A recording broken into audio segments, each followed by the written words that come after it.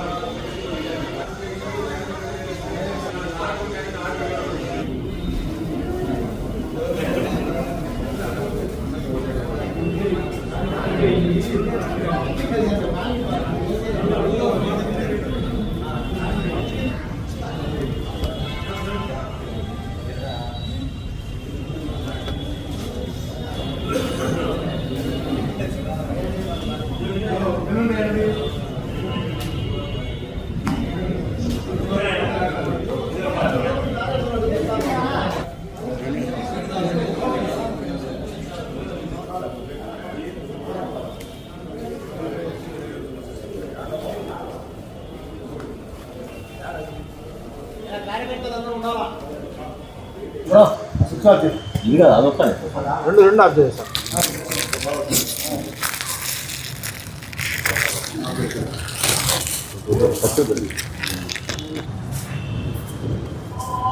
పంపించు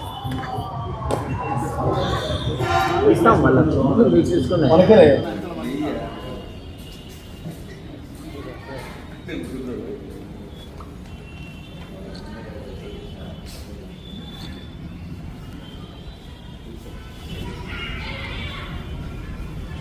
बोलो गणेश महाराज के जय, बोलो गणेश महाराज के जय, बोलो गणेश महाराज के जय, बोलो गणेश महाराज के जय, गणेश महाराज के जय. అలానే ప్రొద్దుటూరు భక్తజనాలకు అందరికి కూడా మా నమస్కారాలు. గణపతి మహోత్సవ కమిటీ శివాలయం అనే పేరుతోటి ఇక్కడ 49వ సంవత్సరం గణపతి ఉత్సవాలు జరగబోతున్నాయి. మొట్టమొదటిగా మేము అక్కడ నామా ఎరుకలయ ఆశ్రమం ఆ రోడ్లో వరలక్ష్మి హాస్పిటల్ దగ్గర ఉండే స్థలంలో 1972వ సంవత్సరంలో మొదట గణపతిని స్టార్ట్ చేశాం. ఈ గణపతిని స్టార్ట్ చేసిన ముఖ్య ఉద్దేశం ఏంటంటే మనందరం కూడా సమైక్యంగా కులాలకు అతీతంగా ఇక్కడ అందరం కలిసి పనిచేయాలి. ఆ భావన భక్తి భావన తీసుకురావాలి. తర్వాత సాంప్రదాయం అనేటువంటిది మనం నెలకొల్పాలి. ముఖ్యంగా ఈనాడు జరుగుతున్నటువంటి అనేక మార్పులు అలాంటివి కాకుండా యువతలో కానీ ఈ మార్పులు తీసుకొచ్చి మన సాంప్రదాయం మన సంస్కృతి సాంప్రదాయాలను కాపాడాలి, దైవభక్తి పెంచాలనే ఉద్దేశంతో ఈ యొక్క మొట్టమొదటి మన పొద్దుటూరు నగరంలోనే మొదటి ఉత్సవం స్టార్ట్ చేసాం. తర్వాత 2-3 సంవత్సరాలు జరిగిన తర్వాత 75లో ఎమర్జెన్సీ వచ్చింది. ఎమర్జెన్సీ తర్వాత ఒక 4 సంవత్సరాలు వరుసన జరగలేదు. ఆ లోపల అక్కడ హాస్పిటల్ ఏర్పడింది. అందుచేత మేము మళ్ళీ ఇక్కడ శివాలయం వారిని అడిగి శివాలయం వారి యొక్క సౌజన్యంతో అప్పుడుండే ఎగ్జిక్యూటివ్ ఆఫీసర్సు కమిటీ సభ్యులు వీళ్ళందరి యొక్క సౌజన్యంతో ఆ రోజు నుంచి ఈ రోజు వరకు కూడా ఈ శివాలయంలోనే ఈ గణపతి మహోత్సవ కమిటీ జరుపుతుంది. ప్రతి సంవత్సరం కూడా ఒక్కొక్క వెరైటీ అంటే ఒక్కొక్క పద్ధతిలో వినాయకుడిని ఏర్పాటు చేసి ఆ విధంగా ప్రత్యేకత సంతరించుకుంటూ చేస్తున్నాము. ఇక్కడ కార్యక్రమాలన్నీ కూడా ఒక మన సంస్కృతికి సంబంధించిన పద్ధతిలో ఇక్కడ దైవభక్తి గీతాల పోటీలు, తర్వాత చిత్రలేఖనం పోటీలు, తర్వాత ఆడవాళ్లకు ముగ్గుల పోటీలు, ఇలాంటి కార్యక్రమాల ద్వారా ప్రజల్లో కూడా మన యొక్క సంస్కృతి సాంప్రదాయాలను నెలకొల్పాలనే ఉద్దేశంతో ఇక్కడ జరుగుతున్నది. ఇక్కడ చేసేటువంటి పూజలు కానీ ప్రతి వాళ్ళు ఇచ్చినటువంటి దాతలు కూడా సంతృప్తి చెంది ప్రతి సంవత్సరం కూడా మాది రాసుకోండి 48, 49, 48 సంవత్సరాల నుంచి కూడా పూజలకు ఇస్తున్న వాళ్ళు ఉన్నారు ఈ రోజు వరకు కూడా.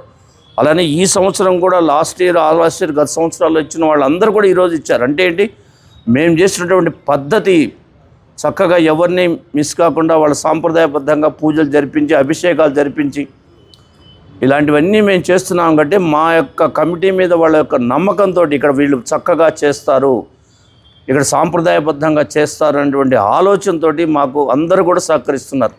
వాళ్ళందరికీ కూడా పేరు పేరున నేను ధన్యవాదాలు తెలియజేస్తున్నాను. సో ఇలాంటి ఈ సంవత్సరం 49వ సంవత్సరం, ఇంకా రేపు సంవత్సరం 50వ సంవత్సరం ఇంకా గ్రాండ్గా చేయాలనుకుంటున్నాం.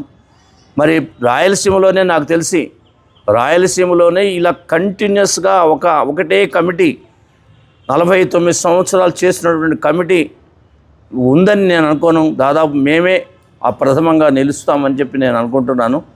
49వ సంవత్సరం వరకు, అంటే మొదటి నుంచి మొదలుపెట్టి 49 సంవత్సరం కంటిన్యూస్గా ఇదే కమిటీని కొనసాగిస్తూ అందరూ సమైక్యంగా ఉండి పనిచేస్తూ అందరం కూడా ఈ సహకరిస్తున్నటువంటి మన కమిటీ సభ్యులందరికీ కూడా ధన్యవాదాలు తెలియజేస్తూ, అలానే ఈ కార్యక్రమంలో భక్తులందరూ కూడా విరివిగా వచ్చి ఈ కార్యక్రమాన్ని తిలకించాల్సిందిగా అందరినీ కూడా సభాముఖంగా పత్రికాముఖంగా తెలియజేస్తున్నాను. ఇందులో ముఖ్యంగా ఒక ధార్మిక ఉపన్యాస కార్యక్రమం కూడా ఏర్పాటు చేశాము.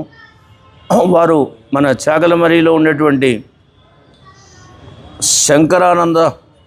శివానంద స్వాములు వారు, అభినవ శంకరానంద స్వాములు వారు వచ్చి ఇక్కడ ధార్మిక ఉపన్యాసం కూడా చేయడం జరుగుతుంది 4వ రోజు.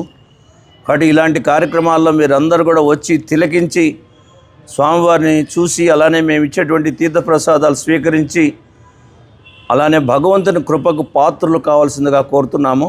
ఈ సందర్భంగా మేము పత్రికల్లో ముఖ్యంగా మాకు అడ్వర్టైజ్మెంట్ ఇచ్చిన వాళ్ళకి కానీ, లేకపోతే పూజలకు ఇచ్చిన వాళ్ళకి కానీ, అభిషేకాలకు ఇచ్చిన వాళ్ళకి కానీ, అన్నదానాలకు ఇచ్చిన వాళ్ళకి కానీ, అలానే పల్లకి సేవ అని కొత్త ఒక 3-4 సంవత్సరాల నుంచి ఏర్పాటు చేశాము. సాయంత్రం పూట పల్లకి అంతా కూడా ఊరేగింపు అలంకారం చేసి ఉత్సవ విగ్రహానికి దేవుని చుట్టూ తిరిగేటువంటి కార్యక్రమం ఏర్పాటు చేశాం. దానికి కూడా విశేష స్పందన ఉంది.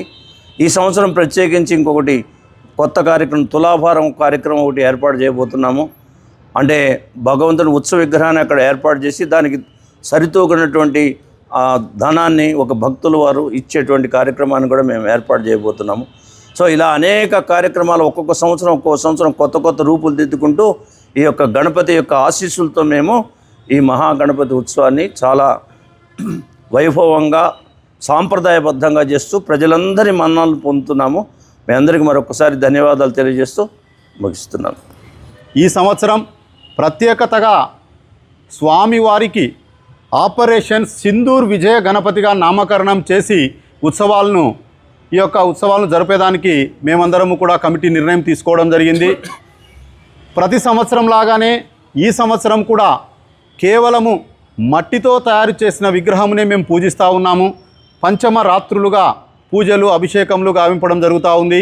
మరి ఈ యొక్క మట్టితో తయారు చేసేటువంటి ఈ యొక్క విగ్రహాన్ని కలకత్తాలో ఉండబడినటువంటి మట్టితో తయారు చేసే కళాకారుల చేత మా యొక్క ఈ విగ్రహాన్ని నెలకొల్పడం అనేది ఎంతో ఆనందదాయకం. మరి ప్రతి సంవత్సరం లాగానే ఈ సంవత్సరం కూడా విద్యార్థులకు, పాఠశాల కళాశాల విద్యార్థులకు మరియు ఓపెన్ కాంపిటీషన్ విభాగంలో పలు రకాలైనటువంటి పోటీలను నిర్వహిస్తూ ఉన్నాము. మరి నిర్వహిస్తూ ఉన్నందుకు సహకరిస్తున్నటువంటి విద్యార్థుల తల్లిదండ్రులకు, పాఠశాల కళాశాల యాజమాన్యాలకు, ప్రొద్దుటూరు పుర ప్రజలకు అందరికీ కూడా మనస్ఫూర్తిగా హృదయపూర్వకంగా ధన్యవాదాలు తెలియజేసుకుంటున్నాం. ఒక రకంగా ఇది 49వ సంవత్సరం అయితే రాబోయే సంవత్సరం 50వ సంవత్సరాన్ని మేము దృష్టిలో ఉంచుకొని ఈ 49 సంవత్సరాల యొక్క ఉత్సవాలను ప్రజల్లోకి విరివిగా తీసుకెళ్ళాలి. శివాలయం ప్రాంగణంలో ఎంత సాంప్రదాయబద్ధంగా నిర్వహిస్తున్నారు ఈ ఉత్సవాలను చూసి మిగతా వీధులలో చేసేటువంటి ప్రతి ఒక్కరూ కూడా ఈ వైపుగా దిశగా ప్రయాణం చేసి ఉత్సవాలను విజయవంతంగా చేయాలని చెప్పేసి కోరుకుంటూ ఉన్నాం. 49వ గణపతి మహోత్సవములు శివాలయంలో అత్యంత వైభవంగా నిర్వహిస్తున్నటువంటి విషయం మా ప్రెసిడెంట్ గారు, మా సెక్రటరీ గారు ఆల్రెడీ తెలియజేశారు. ఈ 49వ సంవత్సరం నిర్వహించేటువంటి కార్యక్రమాలలో దేవుడి దగ్గర ఉంచినటువంటి 21 కేజీ నేతి లడ్డును మా కమిటీ వారు గత కొన్ని సంవత్సరాలుగా యాక్షన్ అనేది లేకుండా భక్తుల 100 రూపాయలు టోకన్గా కేటాయించి ఆ వచ్చినటువంటి టోకన్స్లో డిప్పు తీసి ఆ వచ్చినటువంటి భక్తునికి ఈ 21 కేజీ లడ్డును అందజేయడం జరుగుతోంది. అట్లే ఒక 10 గిఫ్ట్ హ్యాంపర్స్ తీసి ఆ లడ్డుతో పాటు ఆ వచ్చినటువంటి టోకన్ల వాళ్ళందరికీ కూడా ఆ గిఫ్ట్ హ్యాంపర్ అందజేయడం జరుగుతుంది. అట్లే ఈ సంవత్సరం ప్రత్యేకంగా సార్ చెప్పారు ఆల్రెడీ, మేము తులాభారం అనేది ఒకటి ఏర్పాటు చేస్తున్నాము. అది ఒకరోజు బూందీ, ఒకరోజు బెల్లము, ఒకరోజు అరటి పండ్లు, ఓ రోజు చిల్లర, ఇలా ఒక్కొక్క రోజు ఒక్కొక్క వెరైటీగా ఉంటుంది. ఈ తులాభారం అనేది భక్తులకు చాలా మంచి అవకాశము. వాళ్ళు ఏం తెచ్చుకోకపోయినా ఒక డోనార్ ఇక్కడ అన్నీ ఏర్పాటు చేస్తున్నాడు. బూందీ వాళ్ళు తెచ్చుకోవాల్సిన అవసరం లేదు. ఇక్కడ బూందీ ఏర్పాటు చేసి ఉంటారు. వచ్చిన భక్తులకు ఆయన అందజేసి ఆ భక్తుని చేత ఆ యొక్క భగవంతునికి పెట్టమని చెప్తారన్నమాట. అది ఈ సంవత్సరం ప్రత్యేకంగా చేస్తున్నాము. అలాగే ప్రతిరోజు సాయంకాలము 6 గంటల నుంచి జరిగే పల్లకీ సేవ అయిపోయిన తర్వాత తిరుమల తిరుపతి దేవస్థానంలో మాదిరిగా ఇక్కడ కూడా ప్రసాద వితరణ అనేది జరుగుతుంది. అంటే గుగ్గులు లేకుండా అక్కడ ఏ విధంగా అయితే ప్లేట్ ఇచ్చి ఒక్కొక్క రోజు ఒక్కొక్క టిఫిన్ ఐటెం ఎలా పెడతారో అలా ఈ 5 రోజులు ప్రతిరోజు ఎంతమంది భక్తులు వచ్చినా కూడా పెట్టడానికి కార్యకర్తలు అందరూ కూడా ఒప్పుకొని ఈ కమిటీ ఆ కార్యక్రమాన్ని నిర్వహిస్తూ ఉన్నారు. మా సెక్రటరీ గారు చెప్పారు 4వ రోజు అన్నప్రసాద కార్యక్రమం ఉంటుందని. దాదాపుగా 1500 నుంచి 2000 మందికి అన్నప్రసాదం మేము ఏర్పాటు చేస్తున్నాం. ఈ యొక్క కార్యక్రమాన్ని మీ మీడియా ద్వారా భక్తులకు ఇంకా బాగా తెలియజేస్తే ఇంకా ఎక్కువ వచ్చినా కూడా మేము వాళ్ళందరికీ పెట్టడానికి అవకాశం ఉంటుందని మన మీడియా మిత్రులందరికీ నమస్కారాలు పెడుతూ తెలియజేస్తున్నాం. ప్రతి ఒక్కరూ తప్పనిసరిగా యూట్యూబ్లోకి వెళ్ళి కడప వార్తను లైక్ చేయండి, సబ్స్క్రైబ్ చేయండి. ఇట్లు మీ జి రమణయ్య, ఎడిటర్, కడప వార్త.